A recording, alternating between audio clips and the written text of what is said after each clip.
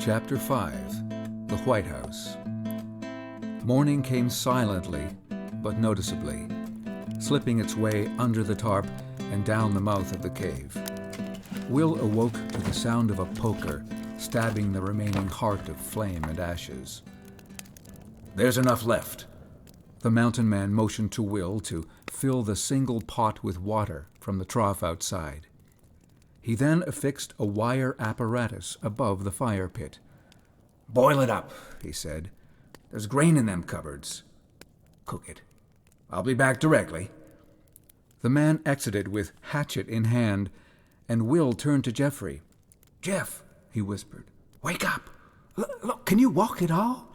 Now's our chance to get out of here." "No, I can't. Sorry, Will. If I hang onto your shoulder, I can use my other leg and sort of hobble with the brace. But it's pretty bad. It'll have to be set properly, and I need stitches." Will looked around the room as if for an answer, but his hand held only an empty pot, as yet unfilled. "You'd better do what he says," added Geoffrey. "He's done us no harm so far." "Yeah, that's what bothers me. So far," hastened Will. "What was all that about Noon's being his father? This could be some kind of a trap." "I don't think so, William," offered Geoffrey.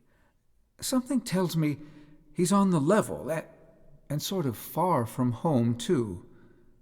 Anyway, that was part of what I wanted to tell you." Within the brief time span of their happenstance together, the man had given a basic treatment to Geoffrey's wounds and packed the cuts with wild honey to protect against infection. But they both knew the leg would soon require medical attention, and that posed a problem for the youngest Noons.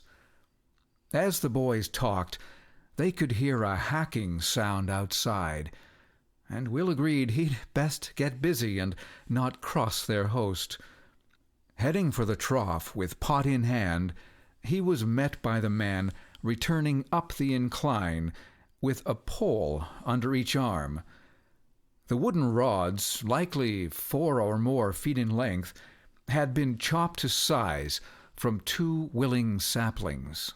"Is that water ready yet? Get a move on, son. It's getting late." With that, the man passed through the tarp and into the den. Will looked out across the treetops and over the valley. The sun was scarcely past the horizon, and the world was not yet awake. Whatever this man was, thought Will, he was not lazy. Inside, the resident of the cave retrieved from the steamer trunk an assortment of tools, including a hammer and nails. He proceeded to affix a deerskin onto and between the poles to create a makeshift stretcher. Will boiled the oat groats and watched the goings-on intently. "You'll need your strength, lad." The man motioned to the pot. After adding a chunk from a cake of salt, their breakfast was, if nothing else, hearty. "Where did you get all of these things?" asked Will. The man thought for a moment before replying. "Oh, I borrow things from folks that no longer needs 'em. But every time I go borrowing," he hastened to add, "I leave a skin or a pelt for a fair trade. I'm no sneak thief, but I'm not really welcome in your town." "What did you do?" asked Will. The question was innocent, but an obvious open sore. The man roared. "It's not what I did, is it? It's who I am. The misfit son of a misfit man." The undistilled rage in his face looked as though it could itself boil the water. Then almost immediately he simmered and added, "I left home when I was pretty near your age. Younger, though. 12. His words trailed off and slipped to remembrance. He caught himself having drifted back a notch, and returned with a start. "Well, we've got no time for this now. Finish what you want from the pot. Get your gear. We're leaving. Here, you take this. He handed Will his belt knife and said, in a suddenly serious tone, more a statement than a question, "I'm sayin' I can trust you with it." Then he added with a grinning twist, "When you get back, just have someone teach you how to use it." He slung the rifle over his left shoulder, adding, "I'll carry your shot." Geoffrey climbed onto the stretcher as instructed, carrying the man's walking stick. With Clayton behind at the head and young William ahead at the feet, together they raised the stretcher with Geoffrey and the walking stick from the safety of a wild man's cave for the uncertainty of civilization. Some time and effort later, beyond the bluffs and valley and onto the level ground of the forest, they stopped to further plan their route. From a pouch in his belt, the man produced a length of lace cut from deer's skin. Without explanation, he secured both Geoffrey to the stretcher and the entire apparatus to his back at waist level. Allowing the tail end to drag along the leafy forest floor, they proceeded with greater ease. Their route would take them the long way around in order to bypass Noon's cabin. When asked about their relationship, the man did not look up, but stated plainly, "Wounds have to be cleaned before being stitched." He walked a piece, then completed his thoughts. "We don't talk." And that was that. They slid the stretcher when they could, and carried it when they had to, through brush and uneven terrain, till eventually they reached the outskirts of the forks. As the trees began to thin, the three began to hear a clanging sound ahead. They had each carried their own individual burdens the distance, and at last the end was in sight. The trees would give way to a clearing, met by a mud road leading to town. In that clearing, reclaimed from nature, sat, as bold as Bingo, in bright white and wooden stature, the town's new church building. In the erect steeple, the bell rested quietly after its most recent delirious peal. Now the sound of voices and singing wafted between the cedars, and outside waited the fine horses, carts, buckboards, and carriages of the parishioners. The man reckoned it must have been some time before lunch and after breakfast. The White House would be full of them all.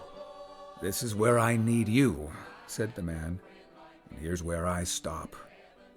You'll have to take him the rest of the way alone. There'll be a doctor in there." When asked how he could know that, he answered, "Because, young William, I used to live in the city. I knew an upstanding businessman myself, quite truly. They're showers, and that's the one living thing I can't do, is show myself." The son had indeed become, at least in this respect, just like his father, and Will understood more than the recluse could have known about being unwelcomed. He accepted the stretcher from the man.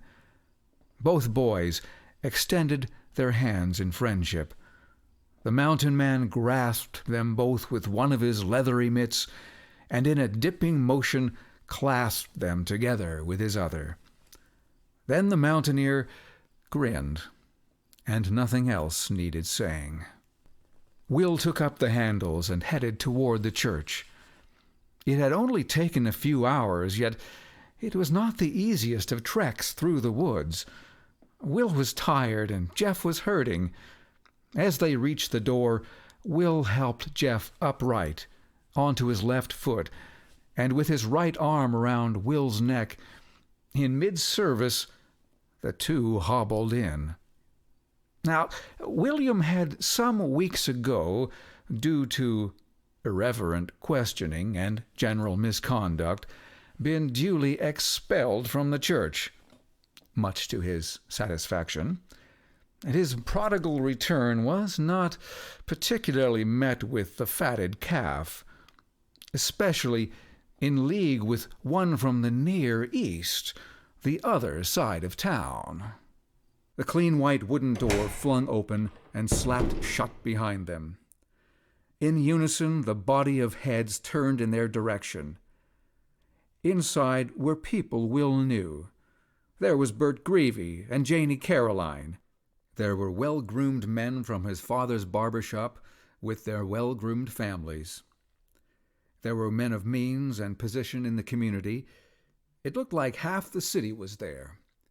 The top half. Having lost his audience to the young heathen upstart, the pastor's silver tongue seemed to tarnish in an instant. "What on earth do you mean by this, Templeton?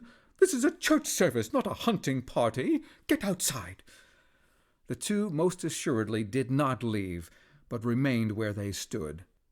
His inspirational bellow unheeded, the pastor's patience narrowed and his voice tightened. "Leave here, now! And that other boy is not allowed in here. Templeton, are you listening to me?" His only reply was, "He needs a doctor." From the gilded archways and stained windows, his voice echoed slightly and returned to him as though unheard by anyone. Will was beginning to understand the difficulty of caring in a world run by those who do not wish to.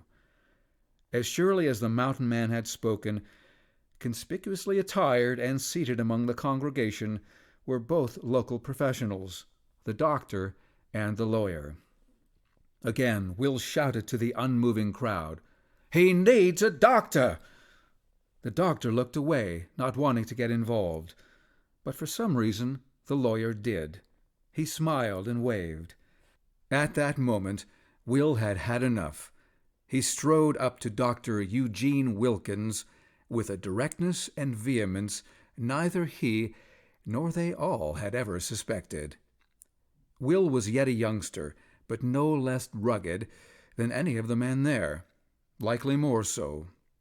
He grabbed the esteemed physician's collar, lowering his face directly into the man's, and with spit and fire in his eyes, near burned a hole in the man's outlook. With gravel-grinding slowness and deliberation, he repeated in no uncertain terms, "You help this boy, doctor." No one moved. No one spoke. Even the preacher was stopped up. This was not the young William Templeton they knew and tolerated. Then the unexpected happened in spades.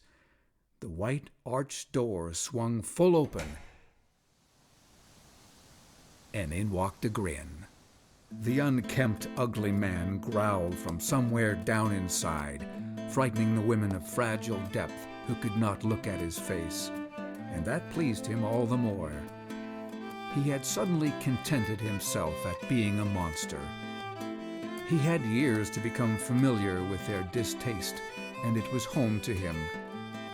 His crushed risen beauty displayed itself like a tree that had been cruelly hollowed, but still standing in a squat, half-remaining way. The man was nameless and forgotten as far as the citizenry was concerned. He had lived, it was assumed, off the lands and the woods and the restless, half-slumbered night times of those who needed something to fear. Brazenly he stepped closer to the throng. Halfway between the door and where Will and Geoffrey were poised, William Clayton Nunes took his stance. Between pews and dropped jaws, he reached up to his left shoulder and pulled a leather strap, fashioned to a certain rifle slung across his back. All he said was, "He means it." And with that, he grasped the rifle by the stock and tossed it in the air toward young Will. Without hesitation, Will caught it and grinned back. Someone fainted. It was the pastor. Up near the front row, the mighty head of Magistrate Hodgkins popped up. Red-faced and incensed, he shouted, "Templeton, you drop that rifle this instant. This is the house of God." This may have been known as a Mexican standoff.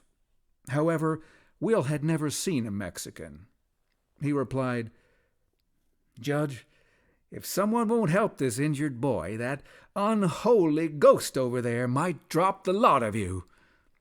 3 men rose and immediately moved toward Geoffrey. They carried him outside to one of the fancy carts. Bert Greevy stood, grabbed the doctor by the scruff of his collar, and pushed him all the way to the door, saying, "You earn your pay today, doctor." He released the physician and turned to look at Will. Bert had never looked so bright and animated down among the turnips. He winked at William and stepped from the door to join the men. On his way out, Will heard the judge bark, "Templeton, I'll see you in court." Without looking back, Will kept walking and quietly replied, "You do what you gotta do, Judge. I'm going home." All in all, it was a glorious day and the best church service ever. Will figured God Himself would have loved it had he been there. Together, William and the mountain man exited the house where many visit and no one lives. As Geoffrey was being tended to, William returned home to his parents. He recounted the story about Jeff and Clayton, about Noons, the photo, and the scarlet threaded cloth. They were torn between scolding him for his disappearance and lauding him for his bravery and devotion to his friend.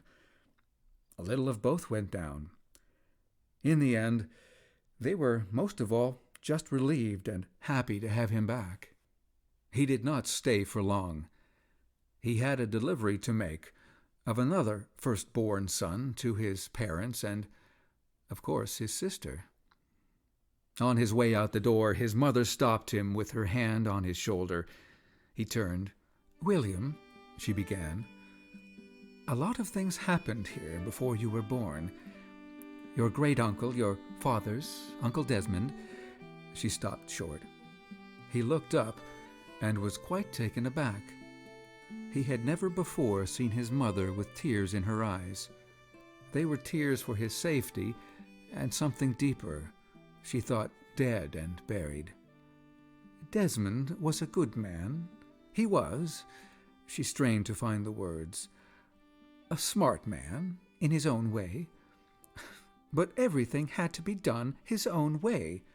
He would never see things as they were. He could never just let things be. He had to. He was always so unconventional. He couldn't just have a life like everyone else, a job and a proper house." She stopped. Her lips tightened, unable to continue. A tear fell to the floor, and she shivered. All Will could say was, "Mom," as he wrapped his arms around her waist. She lowered her forehead to his shoulder.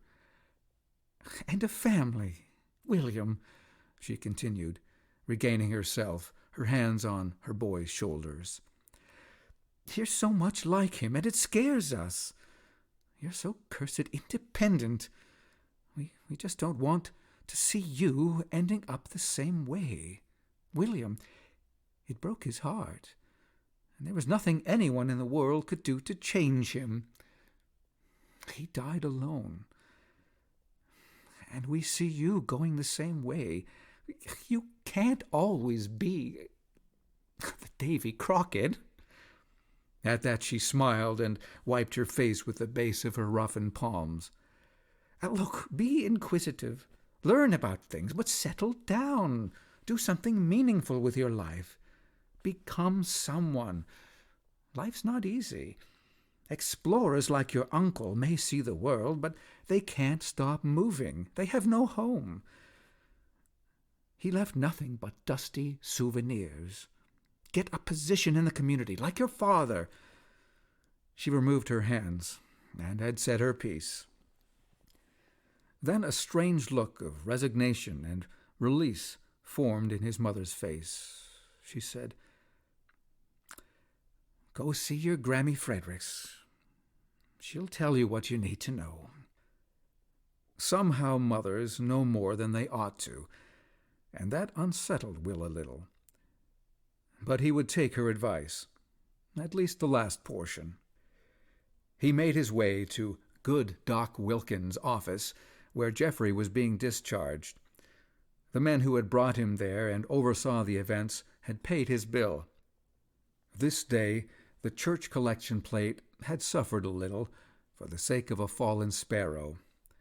And wasn't that, thought Will, what it was there to teach all along? Bert Greevy would volunteer to deliver the boys in his cart across town, across the bridge, over the Wahani and to the east side of Twin Forks, right up to the door of the Ashers. Bert hadn't had so much fun since his cow got into his neighbor's prized tulip bed. On the way, Geoffrey offered a complete explanation. Leaning against the faded green wooden planks of the cart, Geoffrey spoke.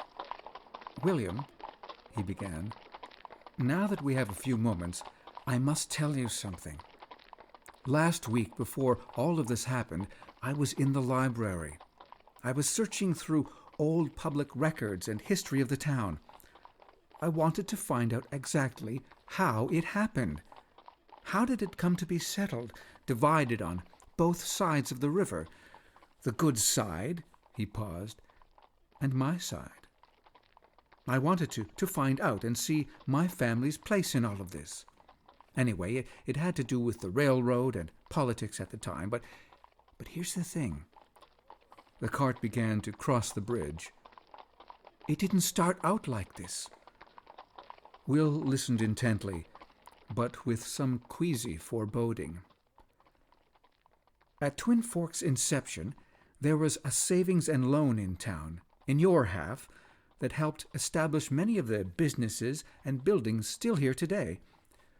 Nearly 50 years ago, a bright and clever young man with promise was hired from overseas to replace its retiring manager. There was quite a profile on him, and clippings from the Guardian newspaper. Anyway, within a year it was reported that, due to poor investments or something, the Twin Forks Savings and Loan Company was in financial hardship. The man had to resign, along with allegations of mismanagement, and worse. But nothing was ever pinned on him. One night he up and left his big house, and just kind of disappeared into the woodwork. The newspaper stated that the sudden death of his wife may have had a bearing on this, but the result was worse. A lot of loans were recalled on the east side, and the whole area just went down in a steady decline. People didn't cross over so much for business. The properties lost value, and the poor and the rich just naturally divided with the river, like the Red Sea. Now we come to the interesting part. Have you guessed by now who this Moses was?" Will slowly nodded his head. Geoffrey continued. "But he's been a wanderer out in the wilderness for more than 40 years. He became a pariah, a Jonah in this town, and could no longer show his face on either side of the river. A lot of folks were left ruined, or at least were much better off before he ever came to the Forks. This one man had in one fell swoop affected just about everyone. Much of the town had to start over, but many things became more ugly. People were desperate. It was a real black day. My family had only moved here from the coast about 20 years ago, but the boundaries were set by then." "But why?" asked Will. "Why did you decide to go to the cabin? What on earth were you looking for, Jeff?" "Confirmation, William," said Geoffrey. "Remember what I told you. Trust but verify. Now here's the big question, Will. What was Noons doing at Simon's Pass that day last summer? He was not grouse hunting on all fours in the brush. What was he digging up, like a rodent? And why does he spend day after day sitting alone on his porch, alone with his shotgun? What exactly, or who exactly, is he afraid of? Will's thoughts immediately returned to the one man whom Noons desperately sought to keep away, his son. "But there's something else unaccounted for," exclaimed Geoffrey. "Something everyone's forgotten." Just then the cart jerked to a stop at the appointed address. The boys climbed down, and Bert turned with a wide smile. "You boys take care now, and drop by my farm any time. I'll have some fresh root vegetables for you to take home to your moms." Will had positively never seen Mr. Greavy look so pleased with himself. There must be some powerful goodness in roots. The horse cart clacked away, and the boys ran for the red front door. Inside there were hugs and gushing words, and the works. Of course, they could not let William go without feeding him. He did not protest. All the while, across the table, through the corner of his eye, Will held Leah in complete adoration. Just being near her, across the table or across the river, thinking of her, seemed to lift his entire being. He secretly hoped that she secretly felt the same, and she might look back at him. Over the plates and dishes their eyes might meet and know. Oh, she kept a secret better than he, for she gave no hint to his anxious heart. In time the food was eaten and the visit complete. As he was leaving, just at the doorway, his hand on the frame, he hesitated and turned around. He could not leave without speaking to her. Shyness made him cast his eyes downward. He could hardly look at that face, divine and unblemished. Neither could he remove it from his sight. Knowing there was no choice made him continue. He had rehearsed this moment 1,000 times, but he could not have prepared. Lifting his eyes from his feet, he addressed her. "Miss Leah." How sweetly the name felt on his lips. "None of this would have happened. Jeff would still be lost if it wasn't for your letter." With all grace and composure, she stepped toward him. There was that smile. He thought he might burst right there on the porch. Then the vision spoke. "Dear William, we're just so grateful that you brought him back to us. You're a gentleman and a friend." Then it happened. She leaned over and kissed his cheek. He would never wash the left side of his face again. When his old aunts had done that, he couldn't lift his sleeve fast enough to wipe the mush. This was so different. She stepped back to her gingerbread cottage, smiled her sweet, uncaptured smile, and was gone, withdrawn in a wisp to another realm untouched by man. Time stood still. So did William. It took a few seconds there on the Asher porch, staring at the front door, for his dream state to also slip away, back to the ether. He fairly ran all the way home, his head aswim in Casanovial fluid. He could have swam the Wahani River, or merely walked across it. He took the bridge. That was it. William was bought and sold. He could no longer walk untethered among free men, for his heart had collapsed in the arm of a princess. The mind has a way of embellishing its desired ends, while perfectly avoiding its logical conclusions. The next few days passed on a cloud.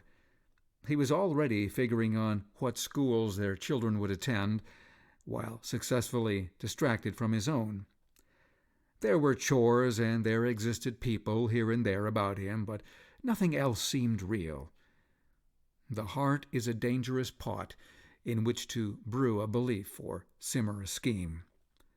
No one ever knows its capacity to scald or the burning point when heat is applied. And so, whether fiction or friction, something was bubbling. Up in the clouds and fog, William had all but forgotten what he had so recently uncovered in Noon's cabin. Sometimes a puzzle is more discernible when pieces are taken away, till the fitting of others reveals the entire placement. This weekend he would gather eggs for his grandmother.